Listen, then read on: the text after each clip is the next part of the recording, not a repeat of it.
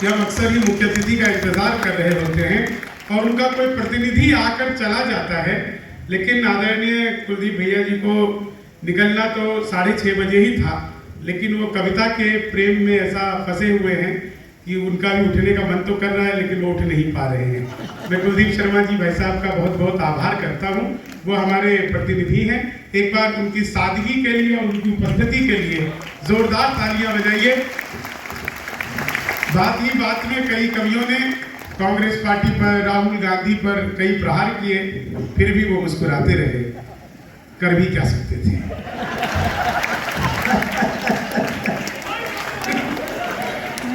आदरणीय विवेक मिश्रा जी का बहुत बहुत आभार।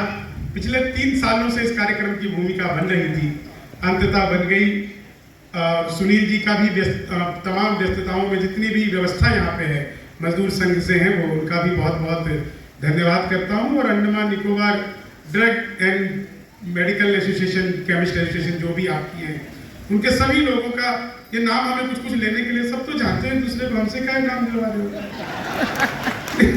सर लिस्ट दी थी कि ये नाम दे, सब तो एक दूसरे को जानते ही हो। हम बताएंगे तब थोड़ी पता चलेगा कि आपके सांसद कुलदीप भैया हैं। आपको पहले से पता है यहाँ पे फलाने कवि आए, मैं सांसद महोदय को प्रणाम करता हूँ, तब आपको पता लगे नहीं अच्छा हमने नहीं जितवाया था। फोटो लेने आए हो मेरी, आपको पता नहीं मेरा डिजिटल कैमरे से भी नेगेटिव आता है।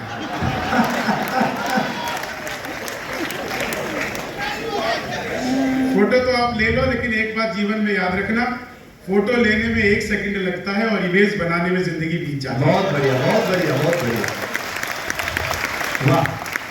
बहुत सारी महिलाएं भी मेरा फोटो ले रही हैं, आप लेती रहो। नहीं, मैं सच बता रहा हूँ, आजकल पिछले एक तो बहुत बहुत धन्यवाद सभी अंडमान निकोबार के जितने भी लोग हैं, पोर्ट ब्लेयर के सभी लोगों का बहुत बहुत आभार। हमको ये नहीं मालूम था कि जब हम लोग इस मंच पर होंगे तो इतनी भारी संख्या में हॉल पूरा नीचे भरा हुआ है, ऊपर भी कई लोग जो भगवान के ज्यादा नजदीक बैठे हैं, उन्हें विशेष नमन करता हूँ। आप लोग की इतना बेहतरीन कार्यक्रम, और कहाँ चूक हुई मुझे नहीं पता। इतने दिनों बाद अगर कवि सम्मेलन पहली बार कोई एनजीओ करवा रहा है तो ये निश्चित तौर से सोचने वाली बात है। एक बात जो कही गई इस मंच से, भाई साहब ने भी कहा, कई लोगों ने कहा, गौरव भैया ने भी, पद्मिनी जी ने भी, कि जी मुख्य भूमि से दूर।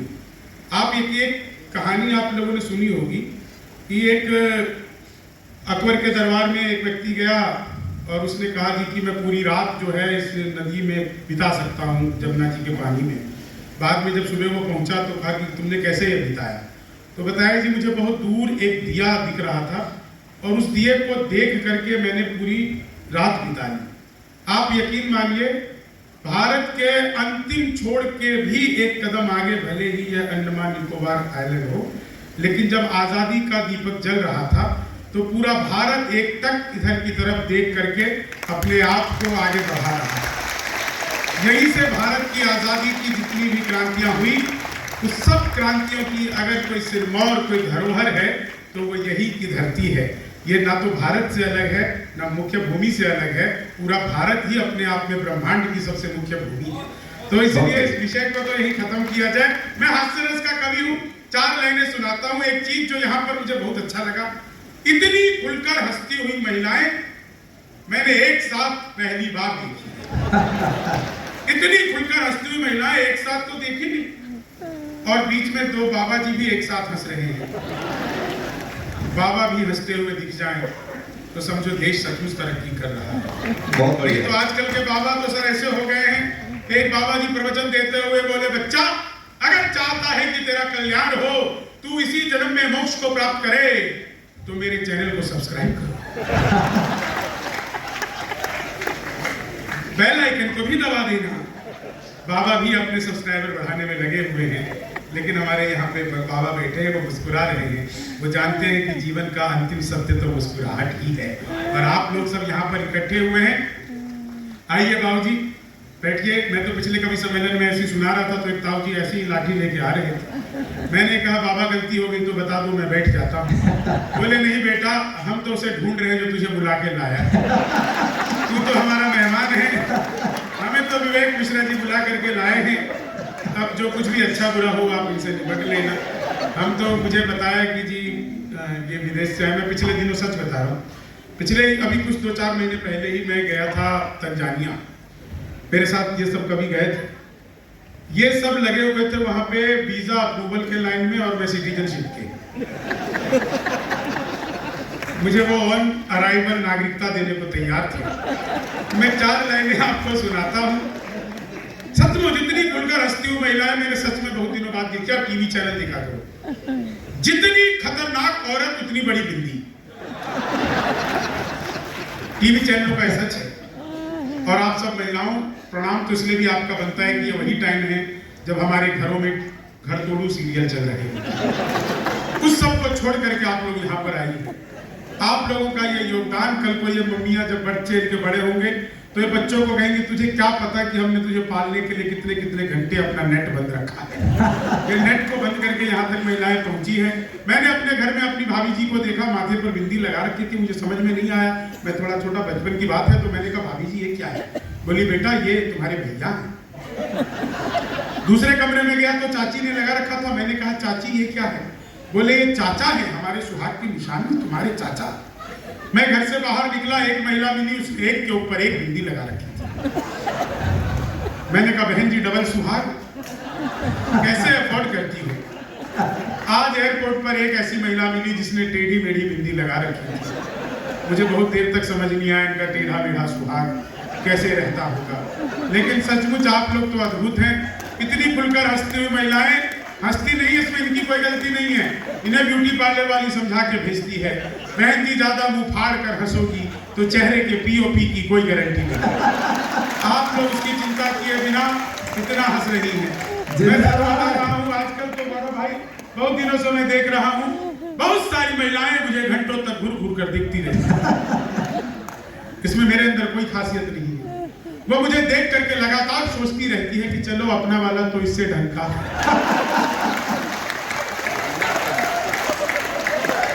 तो आप सोच करके देखो कि कितने परिवारों की रक्षा मैंने की। ये बेचारी बिटिया फोटो बनाते बनाते यहाँ तक खिंची चली आई। बहुत अच्छा है, वीडियो ऐसे ही बनाते रहो। ये निश्चित तौर से किसी मीडिया चैनल में काम करती होंगी तो उसके लिए अच्छी बात है। बच्चे बहुत ही आगे बढ़ रहे हैं। मैं 4 लाइनें आपको सुनाता हूँ। आज जब मैं अंडमान आया, एयरपोर्ट के बाहर विवेक जी के तमाम मित्र, सुनील जी, 2-4 और लोग थे, नाम उनके भूल गया मैं, तो वो लोग भी आए थे। आप लोग जानते होंगे कौन थे, तुमको बता देना, तुम्हारे लिए बोल रहे थे। नहीं, बाद में पता चला सर वही मुख्य स्पॉन्सर है, हमने नाम लिया नहीं, लिफाफा अटक गया, तो हम क्या करेंगे। तो मैं जब सर बाहर निकला तो मैंने एक चीज देखी, 2 आदमी आपस में आधे घंटे से गाली गलौज कर रहे थे। बीच में ये बच्चा रो रहा है, इसे चुप करा लो। मैं शर्त लगा के कह सकता हूँ ये बच्चा लॉकडाउन की पैदाइश होगा। नहीं, वर्क फ्रॉम होम चल रहा था ना, हम सबको काम मिला हुआ था वर्क फ्रॉम होम, तो वो बच्चा बेचारा उसी की ही वर्क फ्रॉम होम की डिलीवरी है। मैं 4 लाइनें आपको सुनाता हूँ। मैं एयरपोर्ट से बाहर निकला आज तो मैंने देखा 2 आदमी आपस में आधे घंटे से गाली गलौज कर रहे थे। मुझे लगा उनका भी कोई होली मिलन चल रहा हो। मैं एयरपोर्ट से बाहर निकले, देखते ही मैं फिर उनके पास गया, मैंने उन्हें समझाया, तब मारपीट हुई मेरे साथ। अच्छा, हमें भारत सरकार नहीं समझा पाई, तू समझाने आ गया। वो अच्छी तरह धुनने लगे, मैंने फिर समझाया तो बुरी तरह धुना। धुनने धुनने पर होता है। एक वाक्य आप लोगों को समझ में आ जाएगा तो वीर सावरकर की धरती पर खड़ा हूं, आप लोगों को आनंद आएगा। एक वाक्य मैंने पिछले दिनों मोदी जी से पूछा, मैंने कहा मोदी जी आपकी नीयत क्या है? मोदी जी बोले मेरी नीयत पाक साफ है। बहुत बढ़िया, पाक साफ है। पिछले दिनों चीते भारत आए थे तो कुलदीप भैया मैंने चीते से भी पूछा, जो आदमी मोदी से पूछ सकता हो उसके लिए चीते कितनी बड़ी बात है। तो मैंने चीते से भी पूछा और आपको लगे कि चीते ने जो जवाब दिया और आप लोगों को आनंद आ गया तो जो उत्साह तक नहीं दिखा। मैंने चीते से पूछा, मैंने कहा तुम भारत आ रहे हो, तुम्हें यहाँ आते हुए डर नहीं लगा? बोला नहीं, हम वहीं से बीजेपी ज्वाइन करके आए हैं। जिंदाबाद, सुपर सुपर। एक आदमी मिला, बोला यार ये मोदी जब से आया है देश 500 साल पीछे चला गया। मैंने कहा योगी को आने दे, त्रेता युग में ले जाए। उत्तर प्रदेश का बीच चुनाव के बीच में कांग्रेसियों ने प्रियंका गांधी को लॉन्च किया और कहा प्रियंका हमारा तुरुफ का इक्का है। मैंने कहा तो अब तक क्यों जोकर से खेल रही है? मैं सच बता रहा हूँ, मोदी जी गए नासा, वैज्ञानिकों ने 2 मिसाइलें दे दी। मोदी जी ने पूछा इसका मैं क्या करूंगा? वैज्ञानिक बोले सर आपको तो आदत है, फेंक देना। दरअसल देखिए साहब, आपको लग रहा होगा बैलेंस का भी नहीं, बैलेंस की बात नहीं है। कवि जो होते हैं ना साहब, इस दुनिया में झूठ दिखाने के लिए बड़े बड़े मीडिया चैनल हैं, करोड़ों रुपए खर्च करते हैं। थोड़ा सा सच बोलने के लिए 2-4 कवि आप लोगों की बहुत बढ़िया स्वागत है, जिंदाबाद। और कोई बात नहीं है, मैं तो सच बता रहा हूँ। आप लोग जिस आनंद से हंस रहे हैं, 4 लाइनें आपको सुनाता हूँ और आप लोगों की हंसी को कई गुना बढ़ा दूंगा। आप यकीन मानिए, इस कार्यक्रम की जब भूमिका बनी आज से लगभग 3 साल पहले, विवेक जी ने मुझसे कहा कि भाई साहब एक कार्यक्रम कराने का मन कर रहा है, फंड नहीं है, क्या करें? मैंने कहा कुलदीप भैया अपने बड़े भाई साहब हैं, मेरे गार्जियन हैं, आप उनके पास जाओ, वो फंड की भरमार कर देंगे। मैंने कहा था भाई साहब इनसे, ये बेचारे नहीं आए। क्यों नहीं आए मुझे नहीं पता, आपकी क्या रेपुटेशन है, लेकिन आए नहीं। इनको लगा कि ऐसे काम में कौन देता, लेकिन उन्होंने मुझे, तो मैंने कहा कि भाई साहब चलो, भाई साहब के 2-4 होटल है तो होटल में ही हमें रुकवा देना।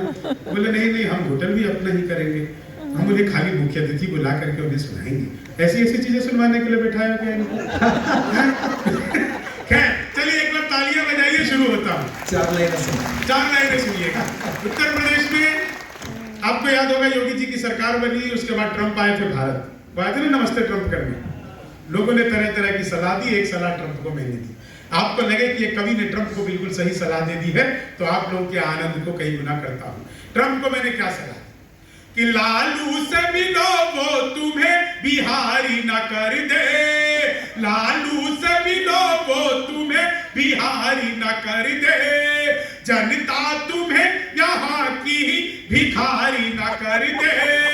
उत्तर प्रदेश जाना ट्रंप सोच समझ कर, योगी जी तुम्हें ट्रंप से तिवारी न कर दे, योगी जी तुम्हें ट्रंप से तिवारी न कर दे, योगी ट्रंप से तिवारी। अच्छा आप लोगों ने सुना होगा 56 इंच का सीना, सबने सुना है, सब इसकी तारीफ करते। मैंने 4 लाइनें ली थी कि कुलदीप भैया सुनिएगा, 56 इंच का सीना। जब मैंने पहली बार सुनाया तो लोगों ने बड़ा आनंद लिया, दूसरी बार सुनाया तो मुझसे आनंद लिया।